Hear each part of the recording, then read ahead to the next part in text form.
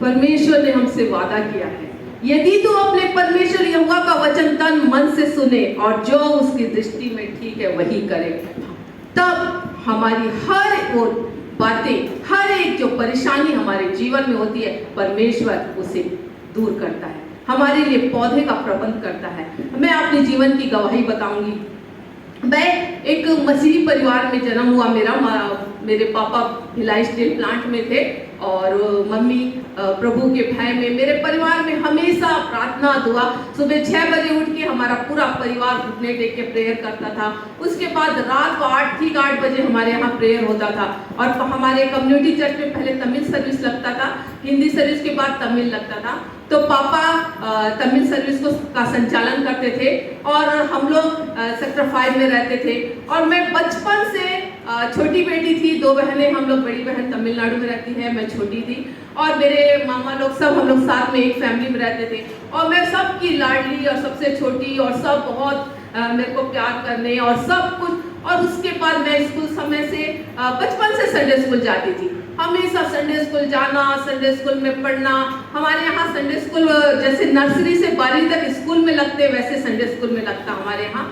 और मैं पूरा 12 साल संडे स्कूल पढ़ी और पूरा संडे स्कूल में पूरा काम मेरे को देना। हमारे जो पन्नालाल अंकल थे उनकी मैं बहुत लाडली थी। पन्नालाल अंकल थे, सिंह अंकल थे और शाह अंकल थे, सब हमारे संडे स्कूल सुपरिटेंडेंट थे। और ये लोग सब मुझे इतना प्यार करते थे और मैं हमेशा डिवोशन लेना, बचपन से डिवोशन अपने पापा से सीख के जाती थी। संडे स्कूल में डिवोशन लेती थी और वीपीएस में पूरा काम मुझे देते थे सारे लोग। पूरा संडे स्कूल को संभालना, वीपीएस में सब कुछ को करना, सारा काम, पूरे हफ्ते भर का सारा सामान मेरे पास रहता था। यूथ में भी मैं रिपोर्टर थी, उस समय से मुझे वहाँ पे भी रिपोर्टर, और चर्च में वीपीएस संडे में मुझे रिपोर्ट का काम मिलता था, रिपोर्ट देना रहता था। और इस प्रकार से मैं बचपन से संडे स्कूल में रहती थी और बचपन से प्रभु का काम करती थी।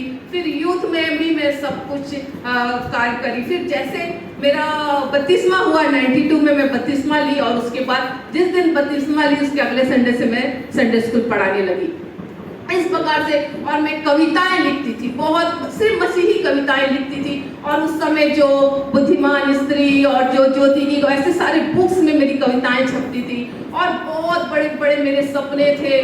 और मैं बस प्रभु का काम करती थी और प्रभु के मैं वचन, कविता भी मैं प्रभु के लिए लिखती थी। और उसके बाद मैं पेंटिंग बनाती थी, बहुत बड़ी बड़ी पेंटिंग, बड़े बड़े सीनरी, बड़े बड़े पोस्टर और सब कुछ। कम्युनिटी चर्च में भी मेरा पन्नालाल अंकल ने लिया था, बहुत सुंदर जीसस का फोटो बनाई थी। और अपने घर, मेरे गांव में भी, तमिलनाडु में सब रखा हुआ, और सब मैं बहुत बड़ा पेंटिंग करती थी। और उस समय में एक बहुत बड़े पेंटर थे, हुसैन करके, आप लोग भी जानते होंगे उनको, वो बहुत अच्छा पेंटिंग बनाते थे। तो मेरा एक सपना था कि मैं भी उस हुसैन, उनके जैसा मैं बहुत बड़ी पेंटर बनूं। मेरी पेंटिंग का एग्जीबिशन लगे और सारे लोग देखें। और मैं भिलाई में सब जानते थे मुझे।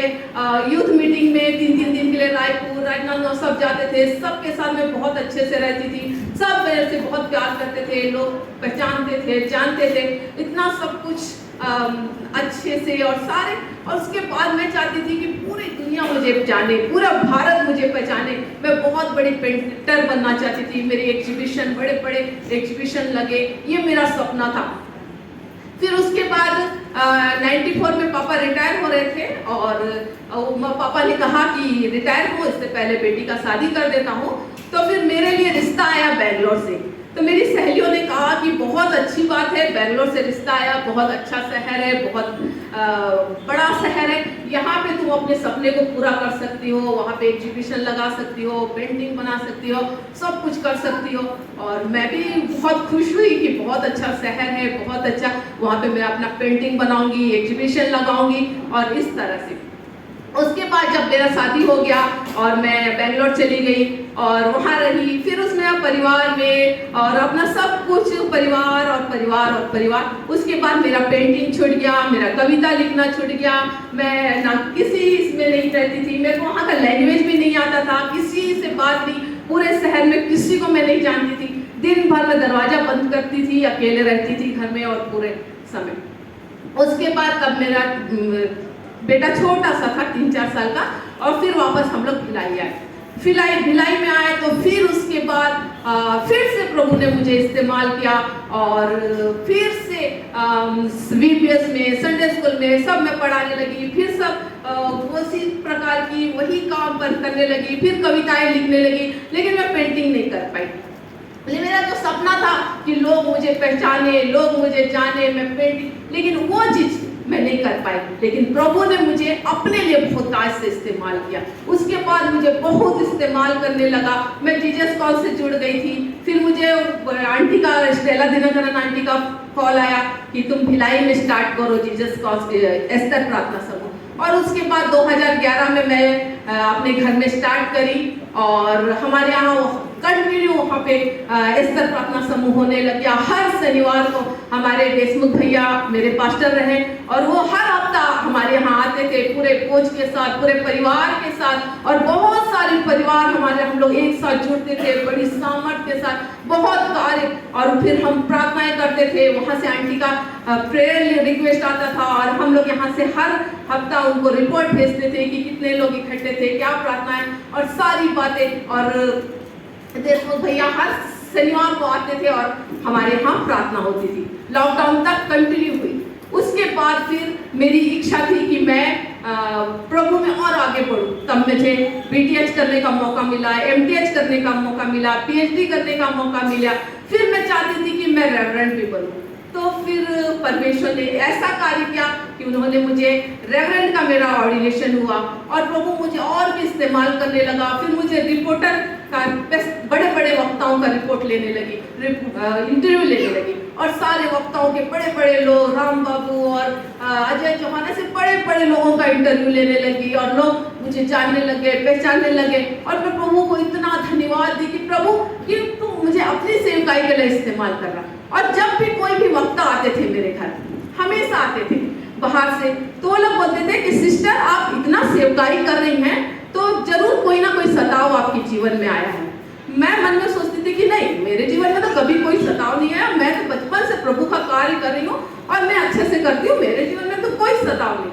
बहुत लोग बोले, कई बार बोले, लेकिन मैं हमेशा मन में सोचती थी कि नहीं, मेरे जीवन में कभी कोई सताव आया ही नहीं। मैं तो हमेशा प्रभु का कार्य करती हूँ, लेकिन मेरे जीवन में कभी कोई सताव नहीं आया। उसके बाद मेरी इच्छा थी कि स्टेला दिनकरन आंटी को भिलाई में बुलाए और मैं रायपुर डायरेक्टर के पास गई, आशीष भैया के पास। वो मुझे अपनी बहन मानते हैं, आशीष चौरसिया। तो वो उन्होंने मैं जाके बोली भैया कि मैं स्टेला दिनकरन आंटी को भिलाई में एस्तर ग्रुप का प्रार्थना सभा कराने के लिए बुलाना चाहती हूँ। तो आशीष चौरसिया ने कहा कि देखो, जब उनके आने का तुम अकेले नहीं कर सकती हो, तो हम लोग ऐसा करते हैं कि 3 दिन का मीटिंग रखते हैं और 1 दिन का संचालन का तुमको दे देंगे। तो मैंने कहा हाँ ठीक है भैया, मैं बहुत खुश हुई। और भैया ने तुरंत उसी समय फोन लगाया अर्नस ब्रदर को, जो भैया आंटी के भाई के बेटे हैं, उनको फोन लगाया, वही सब कुछ संभालते हैं। और उन्होंने तुरंत 16 सितंबर 2017 का 16 का डेट उन्होंने दिया और वो हो गया। और मैं इतना खुश हुई और मैं उसके लिए काफी दिनों से प्रार्थना कर रही थी। 40 दिन हर साल मैं प्रार्थना करती हूँ, उपवास रह करके। और रात को 11 से 12 का मेरा समय रहता था जीजस कॉल से, और मेरे प्रेयर रिक्वेस्ट आता था और मैं रात को 11 से 12 हर दिन प्रार्थना करती थी। फिर हम लोग सब 6 महीने से जुड़ गए और बड़ी बड़ी सभाएं करने लगे, प्लानिंग मीटिंग होने लगी। विजय दास और बड़े बड़े पास्टर सब लोग इकट्ठे होने लगे। और ग्राउंड में भी हम लोग महीने भर से जाते, सुबह 6 बजे जाते, सब लोग इकट्ठे होते, प्रार्थनाएं करती। और इस प्रकार से फिर आंटी के आने का समय हुआ।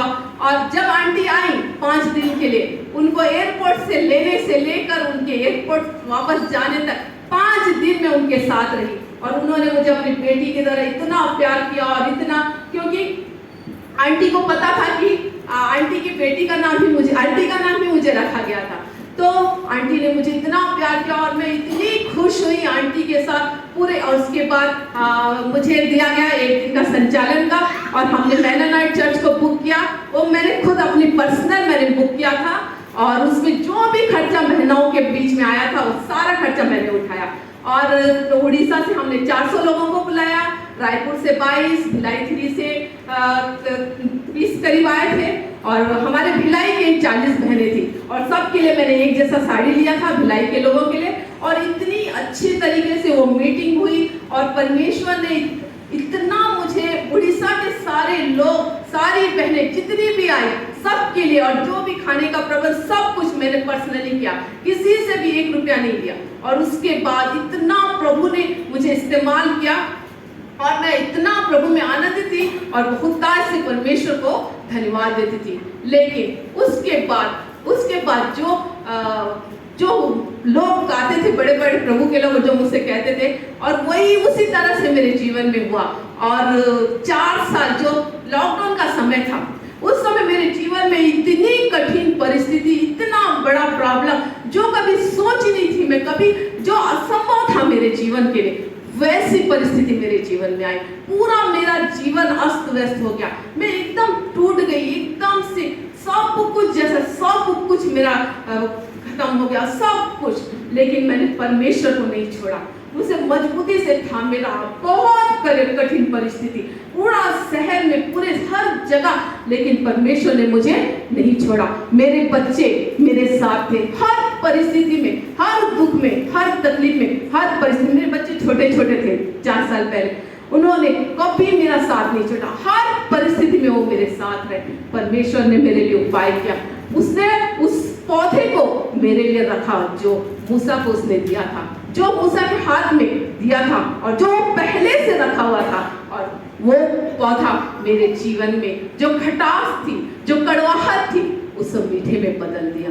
परमेश्वर ने मेरे जीवन में काम किया बहुतायत से, और आज फिर वही परमेश्वर मुझे अपने लिए इस्तेमाल करता, बहुतायत से मुझे अपने लिए खड़ा करता, मुझे अपने लिए उसी तरह से वही आदर मान सम्मान देता, और वही मुझे उतनी ही अपनी सामर्थ्य से जो उसने मेरे जीवन में किया, जो पुरानी बातों में, पुराने समय में जो परमेश्वर ने मेरे जीवन में किया, वही आज भी मेरे जीवन में करता है। मैं परमेश्वर पिता को धन्यवाद देती हूँ उसकी हर एक बातों के लिए, हर एक परिस्थिति में जो उसने उस पौधे को मेरे जीवन में दिया। और वो जो पौधा जो पहले से था, जो मुझे कभी दिखा नहीं, उस पौधे के द्वारा परमेश्वर ने मेरी सारी कड़वाहट, सारी कड़वापन उसको मीठे में बदल दिया। आइए हम परमेश्वर को धन्यवाद दें। आइए हम 2 मिनट के लिए खड़े हो जाएं और परमेश्वर को धन्यवाद दें। अपने जीवन के लिए अपने हाथों को उठाकर धन्यवाद दें, अपने जीवन के लिए धन्यवाद दें। हम सोचें कि परमेश्वर ने हमारे जीवन में क्या क्या किया, अभी तक उसने क्या क्या किया हमारे जीवन में, हम धन्यवाद दें। परमेश्वर पिता आपको धन्यवाद, परमेश्वर पिता आप